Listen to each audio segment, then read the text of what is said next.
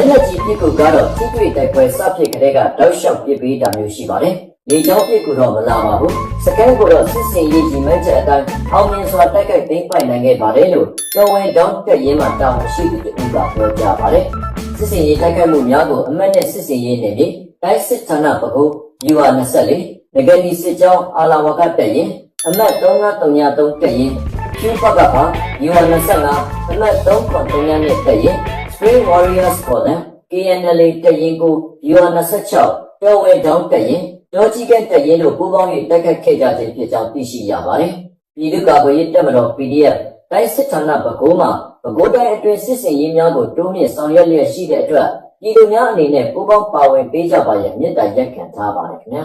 ။နောက်ထပ်သိရှိရတဲ့သတင်းကတော့နောင်ချိုမြို့နယ်အတွင်းစစ်တပ်ကလေကြောင်းလက်နက်ကြီးပစ်ကူများနဲ့အပြင်းထန်ထိုးစစ်ဆင်နေတဲ့အတွက်တိုက်ပွဲများဆက်တိုက်ဖြစ်ပွားနေကြောင်းတင်ဆက်ပေးပါမယ်ခင်ဗျာ။ရှမ်းပြည်နယ်နောင်ချိုမြို့နယ်အတွင်းအကြမ်းဖက်စစ်တပ်ကလေကြောင်းလက်နက်ကြီးပစ်ကူများနဲ့အပြင်းထန်ထိုးစစ်ဆင်နေတဲ့အတွက်တိုက်ပွဲများဆက်တိုက်ဖြစ်ပွားနေကြောင်း TNL ကထုတ်ပြန်ထားပါတယ်။ဇွန်လ24ရက်နေ့မှာနောင်ချိုမြို့နယ်မှာရှိတဲ့နောင်အောရွာလက်ပတ်ကုန်းရွာရွှေသွန်းရွာမြက်ချီးနုရွာလုံဆန်ရွာကုန်းသာရွာအုံးမတိရွာနဲ့70ကျေးရွာအကြားတိုက်ပွဲဖြစ်နေချိန်အတွင်းအကြမ်းဖက်စစ်ကောင်စီတပ်ကလေကြောင်းနဲ့ဘုံသီးအလုံး130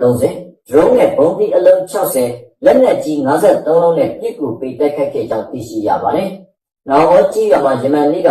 အကြမ်းဖက်စစ်ကောင်စီတပ်နဲ့တအောင်းတပ်မတော် TNL တို့ဖြစ်ပွားခဲ့တဲ့တိုက်ပွဲများဟာဆက်လက်ဖြစ်ပွားခဲ့ပြီးထိုတိုက်ပွဲအတွင်းအကြမ်းဖက်စစ်ကောင်စီတပ်မှလေကြောင်းနဲ့ဘုံ42လုံးဒရုန်းနဲ့ဘုံ21လုံးလက်နက်ကြီး18လုံးတို့ကိုပစ်ကူပေးတိုက်ခိုက်ခဲ့ကြောင်းသိရှိရပါတယ်။အလားတူကောမတီနဲ့70ကျေးရွာအကြားမှာဖြစ်ပွားခဲ့တဲ့တိုက်ပွဲအတွင်းမှာလည်းအကြမ်းဖက်စစ်ကောင်စီတပ်ကဒရုန်းနဲ့ဘုံ39လုံးလာရောက်ကျေးချတိုက်ခိုက်ခဲ့ကြောင်းထို့အပြင်လုံဆန်ကျေးရွာတိုက်ပွဲအတွင်းမှာလည်းအကြမ်းဖက်စစ်ကောင်စီတပ်ကလေကြောင်းနဲ့ဘုံ48လုံးလက်နက်ကြီး32လုံးတို့ကိုပစ်ကူပေးတိုက်ခိုက်ခဲ့ကြောင်းသိရှိရပါတယ်။အကြမ်းဖက်စစ်ကောင်စီတပ်ဟာလေကြောင်းနဲ့ကြောက်တော်ကြီးရွာအတွင်းကိုဘုံနှလုံးရွှေတွန်းကြီးရွာအတွင်းကိုဘုံ38လုံးနဲ့မြက်ချီးနုကြီးရွာမှာဘုံတစ်လုံးတို့ကျဲချတိုက်ခိုက်ခဲ့ပြီးဩမခကြီးရွာဘက်ကိုလည်းလက်နက်ကြီး၄လုံးနဲ့ပစ်ခတ်တိုက်ခိုက်ခဲ့ကြောင်းဇွန်လ23ရက်နေ့ကလည်းနောင်ချိုမြို့နယ်အတွင်းအကြမ်းဖက်စစ်ကောင်စီတပ်နဲ့တအောင်းတပ်မတော် TNL တို့တိုက်ပွဲဆက်လက်ဖြစ်ပွားခဲ့ပြီးတိုက်ပွဲဖြစ်ပွားနေချိန်အကြမ်းဖက်စစ်ကောင်စီတပ်ဘက်က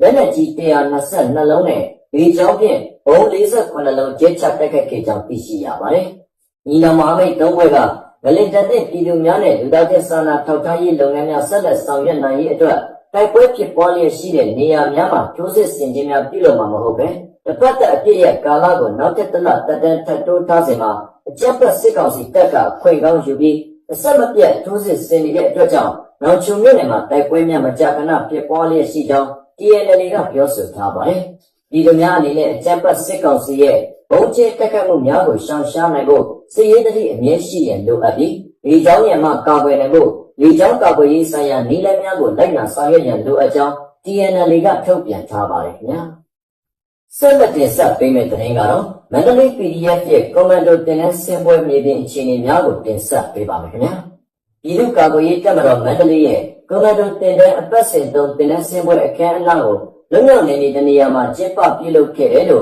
့မန္တလေး PDF ကဒီကနေ့ဇွန်လ25ရက်နေ့မှာသတင်းထုတ်ပြန်ပါတယ်။ကွန်မန်ဒိုတင်တဲ့အပတ်စဉ်3မှာအထူးတက်ခတ်ရေးကြက်ခံမှုစစ်နည်းပြူဟာတွေနဲ့နိုင်ငံရေးသင်ခန်းစာတွေကိုစနစ်တကျလေ့ကျင့်သင်ကြားပေးခဲ့ပြီးအချိန်3လကျော်ခန့်ကြာမြင့်ခဲ့တယ်လို့မန္တလေး PDF ကအသိပေးပါတယ်။မန္တလေး PDF ကထုတ်ပြန်တဲ့တင်နန်းစင်းပွဲမှာတင်နန်းသား100နီးပါးပါဝင်တာကိုတွေ့ရှိရပြီးပြီးခဲ့တဲ့ဇွန်လ21ရက်နေ့ကအခမ်းအနားကျင်းပခဲ့တာကိုတွေ့ရပါတယ်။ပြည်သူ့ကာကွယ်ရေးတပ်မတော်မန္တလေးဟာ Federal Democracy ရရှိရေးနဲ့စစ်အာဏာရှင်စနစ်အမြင့်ပြတ်ချေမှုန်းရေးတာဝန်ဝတ္တရားတွေကိုဦးလင်မတုံတည်ဖို့ထမ်းရွက်လျက်ရှိတယ်လို့မန္တလေး PDF ရဲ့ထုတ်ပြန်ချက်မှာဖော်ပြထားပါတယ်။မန္တလေး PDF ဟာမဟာမိတ်တပ်ဖွဲ့တွေနဲ့အတူစင်ကူနောင်ချိုမိုးကုတ်မိုးမိတ်တပိတ်ကြီးမြို့တိမ်တိုက်ပွဲများမှာအောင်မြင်စွာဆင်နွှဲခဲ့တယ်လို့မရယာမြို့အရှိပိုင်းကိုလည်းတိမ်ပိုက်ထင်းချုပ်ထားပါတယ်။စစ်ကောင်စီတပ်ကမရယာမြို့နယ်အရှိချမ်းကိုပြန်လည်တိမ်ပိုက်ထင်းချုပ်ဖို့ကြိုးစားနေပြီးစစ်ကြောင်းတွေထိုးလာတာကြောင့်2025ခုနှစ်နှစ်စန်းပိုင်းကနေအခုချိန်ထိတိုက်ပွဲတွေပြင်းထန်နေပါတယ်ခင်ဗျာ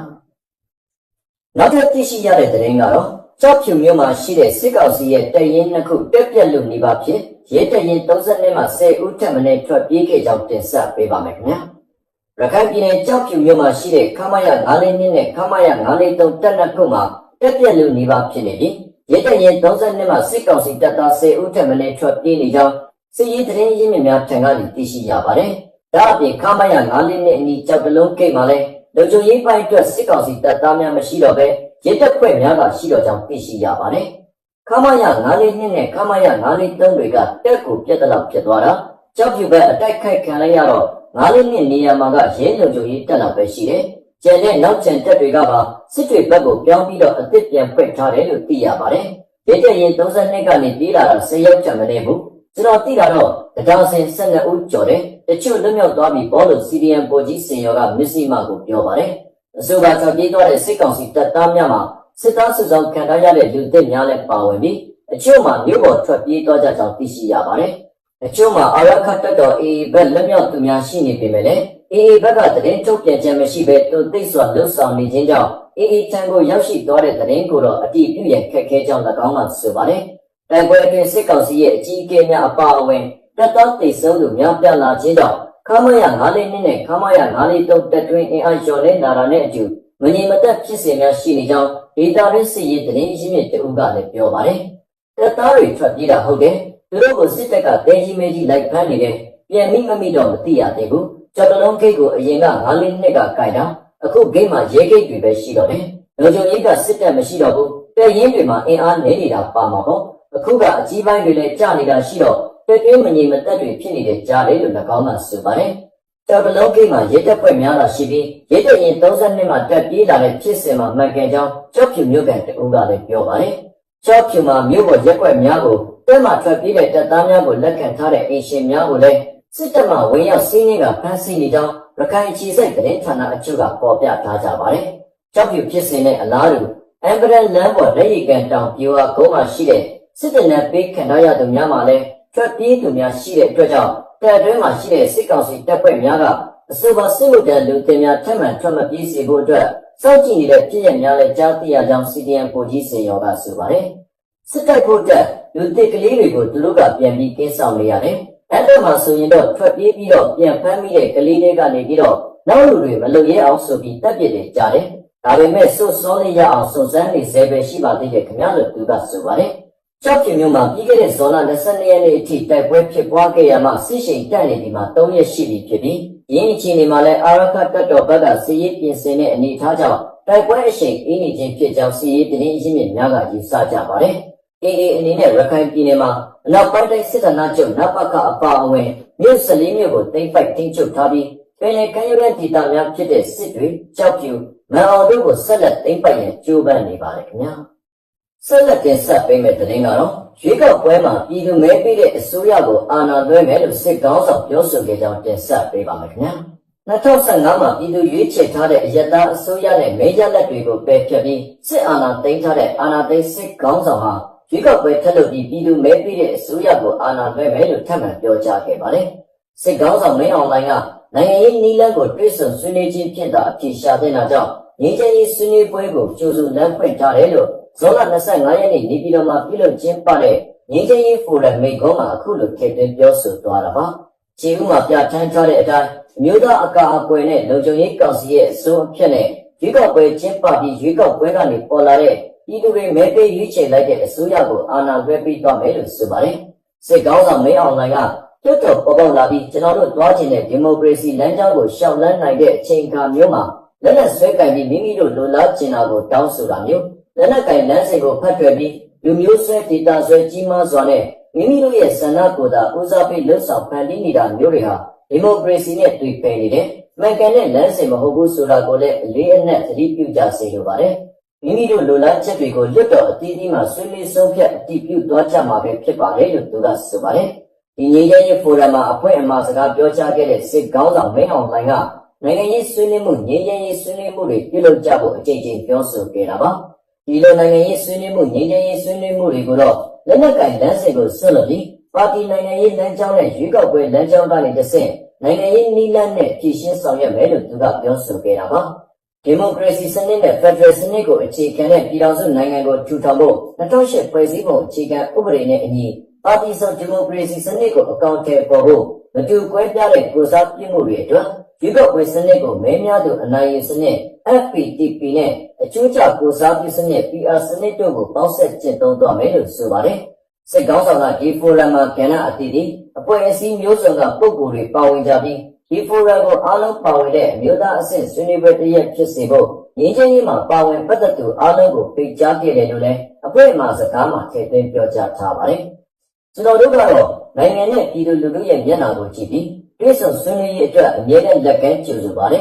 ။အားလုံးပါဝင်ပြီးစောနိုင်သမျှစောပြီးဆွေးနွေးနိုင်ရင်နိုင်ငံအတွက်ပုံမကောင်းမှာဖြစ်လို့တွဲဆုံဆွေးနွေးရေးအတွက်ထပ်မံဖိတ်ခေါ်အပ်ပါတယ်လို့ဆိုပါတယ်။စစ်ကောင်းဆောင်ကငြိမ်းချမ်းရေးအတွက်တွဲဆုံဆွေးနွေးဖို့အခုလိုဖိတ်ခေါ်နေပေမဲ့မတ်လ28ရက်နေ့ကလွတ်ခဲ့တဲ့အင်အားပြည့်ငလင်ကြီးကြောင့်လူသားချင်းစာနာမှုအကူအညီတွေပေးနိုင်ဖို့ငလင်ပြန်လည်ထူထောင်ရေးတွေလှုပ်ဆောင်မှုဆိုပြီးယာယီအပြည့်ရဲ့ကြောင်းကြေညာခဲ့ပေမဲ့အပြည့်ရဲ့ကြောင်းကြေညာထားတဲ့ကာလအတွင်းမှာပဲဒီကြောင်းတိုက်ခိုက်မှုတွေမြေပြင်ကျိုးစစ်ဆင်မှုတွေကိုလှုပ်ဆောင်ခဲ့ပါတယ်။စုဆောင်းထားတဲ့အချက်အလက်တွေရဆိုရင်ယာယီအပြည့်ရဲ့ကြေညာပြီးတော့ဇွန်လ18ရက်နေ့အထိမြေကြောင်းတိုက်ခိုက်မှုလက်နက်ကြီးတိုက်ခိုက်မှုတွေကြောင့်အပြစ်မဲ့ပြည်သူနဲ့ပြည်သူ့ကာကွယ်ရေးတပ်ဖွဲ့ဝင်600ကျပ်မှနဲ့တိစုံခဲ့ရပါတယ်ခင်ဗျာ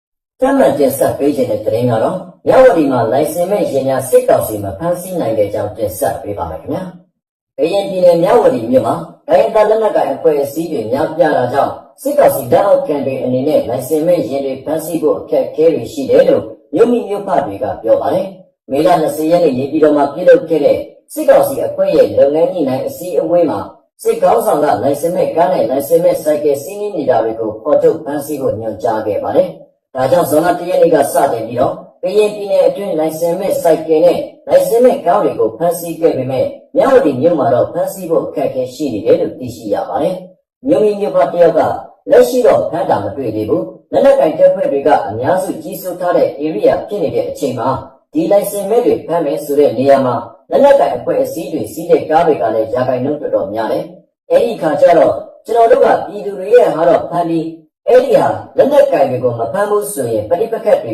ကထပ်ဖြစ်မယ်။သူတို့ကလည်းဒီဟာကိုထိထိတိတ်တိတ်နဲ့ပဲလုပ်ကင်ကြမဲ့ပုံစံမျိုးပဲတွေ့ရတယ်။တကယ်လို့ဖမ်းမယ်ဆိုရင်ပြဿနာကခုနကပြောသလိုလက်နက်ကင်တပ်ဖွဲ့တွေနဲ့ပြဿနာဖြစ်တဲ့ပုံစံမျိုးဖြစ်မှာပေါ့လို့ဆိုပါတယ်။မြဝတီမြို့မှာမော်တော်ယာဉ်နဲ့စိုက်ကယ်တွေကိုနံပါတ်ပြားနဲ့ရင်မောင်းလိုက်စစ်ဆေးတာတွေလောက်ပဲရှိပြီးပုံမှန်သွားလာနေကြပါတယ်။လိုင်စင်မဲ့မော်တော်ယာဉ်တွေအနေနဲ့အမှတ်1ချစ်ကြည်ရေးတရားပေါ်ကနေမဲဆောက်မြို့ကိုဖြတ်တန်းသွားလာခွင့်မရှိဘူးလို့မြို့မိမြို့ဖတွေကပြောပါတယ်။မြဝတီမြို့မှာတိုင်းရင်းသားလက်နက်ကိုင်အဖွဲ့တွေဖြစ်တဲ့ DKBA, BGF, TNU, TNLA, PC ဆက်ဆံရေးရုံးတွေနဲ့တပ်ဖွဲ့ဝင်တွေအခြေချလှုပ်ရှားနေတာပါ။ကရင်လက်နက်ကိုင်အဖွဲ့တစ်ဖွဲ့ရဲ့ဆက်ဆံရေးရုံးပြောရေးဆိုခွင့်ရှိသူကမြဝတီမှာမဖမ်းဘူး။မြဝတီကဖမ်းမယ်ဆိုလဲသူတို့စစ်ကောင်စီနေစရာမရှိဘူးလေ။မြဝတီမှာကြအဖွဲ့ဆိုတယ်။နောက်ပြီးတော့ဒီတော်လည်းမဖြစ်ဖို့ထိန်းထားတာလည်းဒီအဖွဲ့စုံတွေပ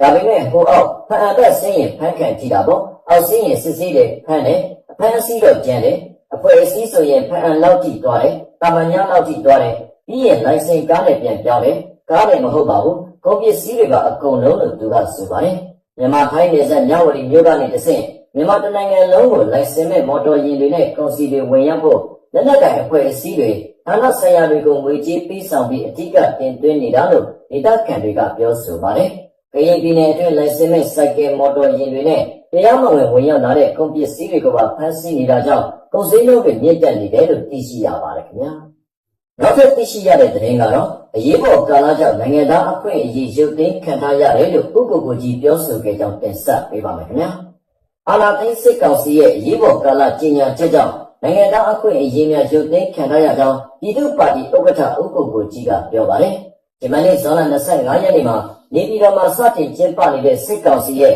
Peace Forum 2025အခမ်းအနားမှာတက်ရောက်လာစဉ်ဥက္ကိုကိုကြီးကပြောဆိုခဲ့ခြင်းဖြစ်ပါတယ်။ပြောရရင်ပြည်သူကအတန်ကိုပြောက်နေတာပြည်သူကဗတ်အသီးသီးအားလုံးကိုကြောက်နေရတယ်။အဲ့တော့အရေးကြီးတာကပြည်သူတွေကိုလုံလုံခြုံခြုံနဲ့ပြောရေးဆိုရေးဖြစ်လာအောင်အခင်းအကျင်းကိုကျွန်တော်တို့ဖန်တီးပေးဖို့လိုတယ်။အဲ့တော့အနေဆုံးအဆင့်ကတော့အရေးပေါ်ကာလကြီးညာထားတဲ့အချိန်မှာနိုင်ငံသားအခွင့်အရေးကအစပြုတ်သိမ်းခံထားရတယ်။နောက်တစ်ခါဥပဒေကြောင်းအရဆိုလို့ရှိရင်စာချွန်တော်တော့ဘာလို့လဲရက်တန့်ထားရတယ်လို့သူကဆိုပါတယ်။ထို့ကြောင့်နိုင်ငံကိုပုံမှန်အခြေအနေကိုပြောင်းလဲရန်လိုအပ်တယ်လို့ပုံမှန်အခြေအနေပြန်ဖြစ်သွားရင်နိုင်ငံသားများမှာပြောရေးဆိုခွင့်ပိုရရှိလာမယ်လို့ပြည်သူ့ပါတီဥက္ကဋ္ဌဥက္ကိုကိုကြီးကဆက်လက်ပြောဆိုပါတယ်။အဲ့တော့တကယ်လို့ကျွန်တော်တို့ကအရေးပေါ်အခြေအနေရုပ်သိမ်းလိုက်ပြီးပုံမှန်အခြေအနေပြောင်းသွားပြီဆိုရင် နိုင်ငံသားတွေအနေနဲ့လည်းသူ့ရဲ့အခွင့်အရေးတွေကျင့်သုံးခွင့်ရလာမယ်အကာအကွယ်တွေရလာမယ်လူ့ရေးစုခွင့်တွေလည်းဒီချက်ပိုကောင်းလာမယ်လို့မျှော်လင့်ပါတယ်ဒါကြောင့်အရေးကြီးတာကနိုင်ငံသားတွေရဲ့အတန်ထွက်နိုင်ဖို့အရေးကြီးတယ်လို့မြင်ပါတယ်လို့သူကဆိုပါတယ်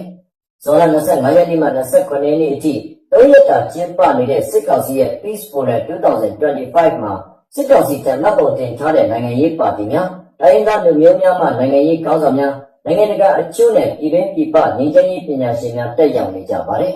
စစ်ကောင်စီရဲ့ Peace Forum 2025မှာပါတီမှတ်ပုံတင်ခွင့်ပေးချခံရတဲ့ရခိုင်လူသားပါတီ ANP မှရည်တည်တော်မျိုးနဲ့ပြည်သူ့လွှတ်တော်ကိုယ်စားလှယ်ဟောင်းဒေါက်ခင်စောဝေတက်ရောက်နေကြောင်းသိရှိရပါတယ်ခင်ဗျာ